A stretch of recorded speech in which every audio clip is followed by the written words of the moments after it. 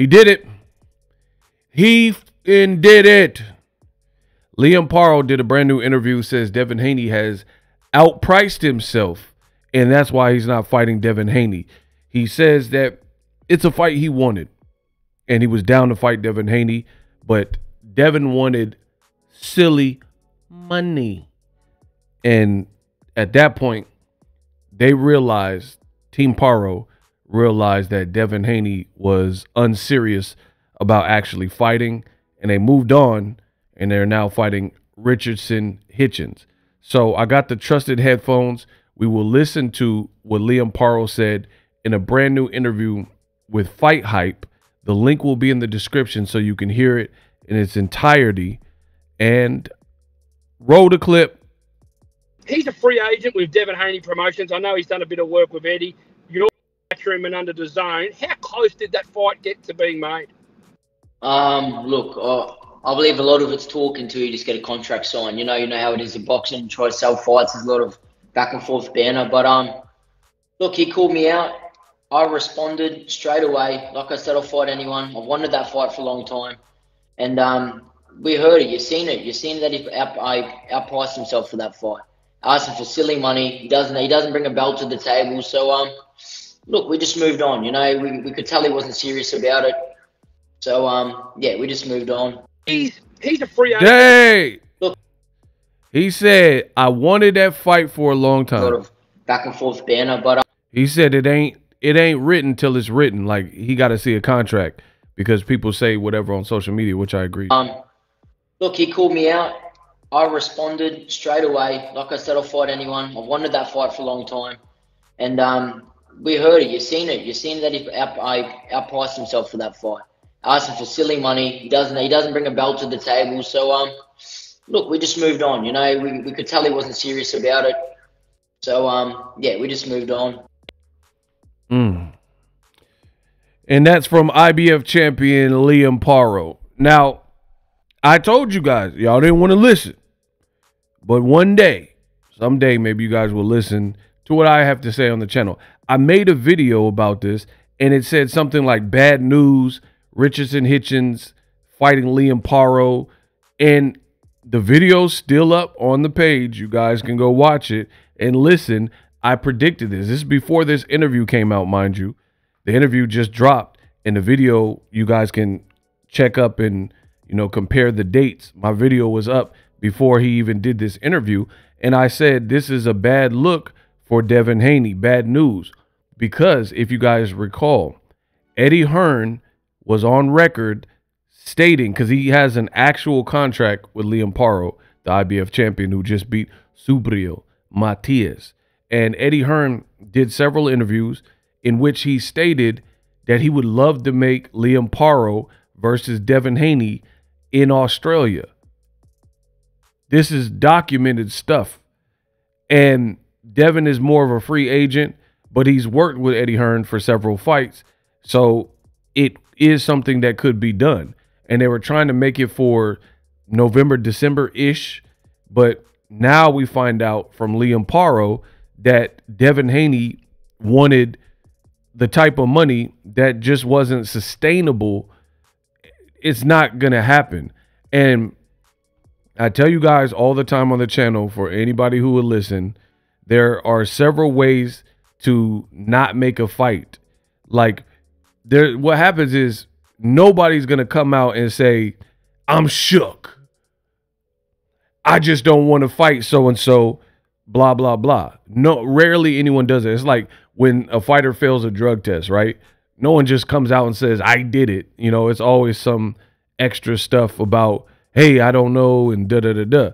So no fighter is going to want to put their ego to the side and say, I don't want to fight this dude because it's too dangerous. No one really does that, right? So what happens is there's more than one way to duck a fight. Like, Canelo and David Benavidez, and then he's asking for $200 million just for his fighter's fee alone. I don't know if that's realistic based on Canelo's number. Yeah, he's a star, but I mean, are you that much of a star? Is that fight that big where anybody's looking to pay you $200 million to fight David Benavidez? So that's one way. you can set such a high fee where you know in your heart that it's likely not going to be accepted by anyone and no one's going to pay that. Like, let's say you try to get a job, you know, at Raising Cane's or something, and they start at $16 an hour, $16 an hour, and they want to hire you. You did all the interviews, and it's just for a basic position, and you say, oh, I'll start if you give me $36 an hour. Why would they do that? They can get multiple part-time employees, 4 people for $36 an hour. You know what I mean? They can get multiple people to have open availability. So you can't be, oh, I want $36 an hour plus I want weekends off. You would have to be super important to the equation for that to happen. So back to boxing, one way to price yourself out is, or actually one way to get out of a fight is to price yourself out. And according to Liam Paro, that's what it is. He said, I wanted to fight. And the crazy thing is Devin Haney was the one that went on social media and says Liam Paro don't want it. And then Liam Paro, which he said in the interview, responded. He's like, yes, I do. Let's fight. You know, I'm down and I'm a champion. So, I mean, you guys do the math. The interview, again, is on Fight Hype. You guys do the math. Why would Liam Paro, like, be lying? Like, just ask yourself this question. Why would Liam Paro be the one that doesn't want to fight when he's undefeated? He has all the confidence in the world from beating Subriel Matias at home in Puerto Rico, and Devin Haney looked vulnerable and almost got stopped by Ryan Garcia. I mean, what fighter do you think carries the more momentum? What fighter do you think has the confidence on their side? The answer is clear. It's Liam Paro. And Devin Haney and Liam Paro have sparred each other before, right? So I do believe that Liam Paro, his side of the story, sounds accurate.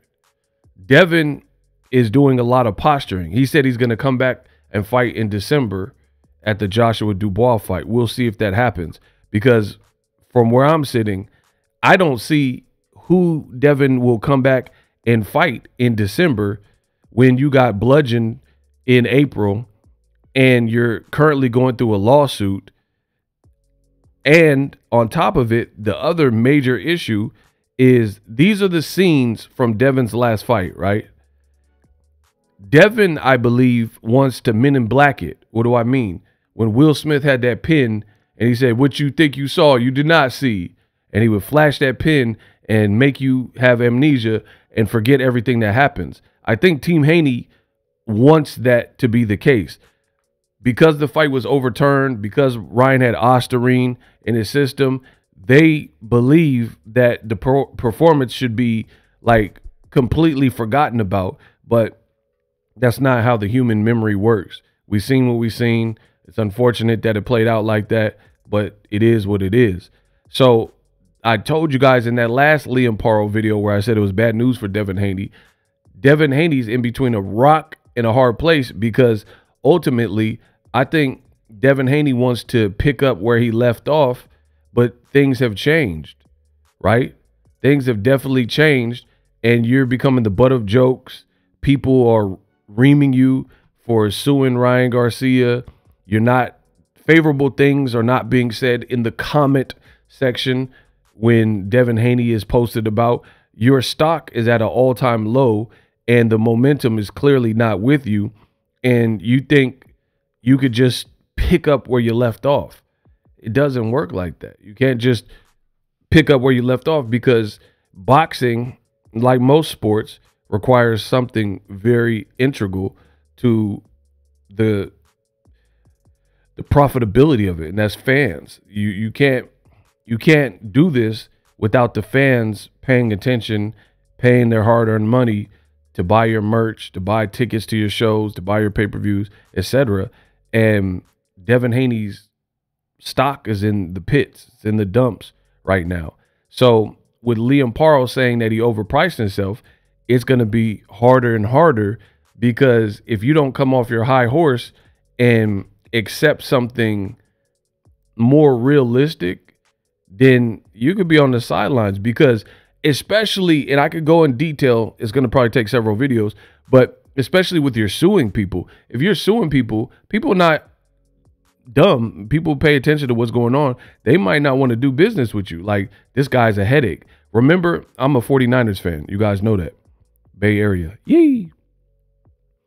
So remember when Terrell Owens was with the Niners, and he had a reputation of kind of being a problem in the locker room with different teams. So although T.O. is supremely talented at the time, he had a bad reputation for, you know, just bringing in a certain energy that teams didn't necessarily want. So that's a reality, you know. Or there's other actors, we'll say, right? There's actors where they could be good actors, but if they're difficult to work with, hard to work with, then it's going to turn people off. And I don't know. We'll see how it plays out for Devin Haney, but it could be the case where people see, like, you done a lot of campaigning and what people are saying, crying and whining over this Ryan fight, punching people at the OC County Fair. You want, in what Liam Paro says, silly money. You're suing Ryan Garcia. You're suing Golden Boy. People might look at that as a red flag. Like, I don't know. I don't really want to work with that. And again, as I said in that past video, is even if they want to work with Devin Haney, to get the money that he's probably thinking he's worth, he's probably going to have to fight someone dangerous. And that's just a danger to his career, because of, until we see him clear a fight and look like the Devin Haney of old, the jury is still out, right? You got to see how he looks, because Ryan did a number on Devin Haney, and at least from the outward appearance, psychologically, he's not looking like he's embracing April 20th and getting over the hump. He seems very, like, rattled, shaken up, and upset about how it's played out. So we'll see how it all plays out. But Liam Paro is saying he outpriced himself. And at this point, Devin, there's so many tough choices. I can't wait to see what's next.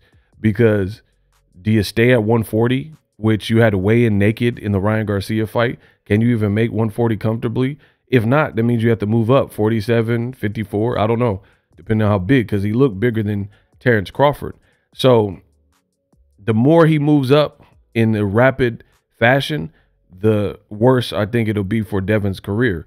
Because if you move up even one weight class, the demand will be for you to fight Jaron Ennis, or at the very least Conor Benn, at some point pretty soon, right? Because Jaron needs an opponent with a name to catapult to the next level. So you could crunch down to make 140, and there's still dangerous options there. Liam Paro saying he's game. If he beats Hitchens, then he's on a great tear. Montana Love, Subriel Matias. And then if he could beat Hitchens, you know, he's on quite the win succession. So that's all I'll give you guys. I'll see how it plays out, but I really see this being a very difficult. I see this is probably why Devin Haney's team is suing, because they'd rather get money through the judicial system as opposed to fight, because they know Ryan really messed up Devin's career at this point.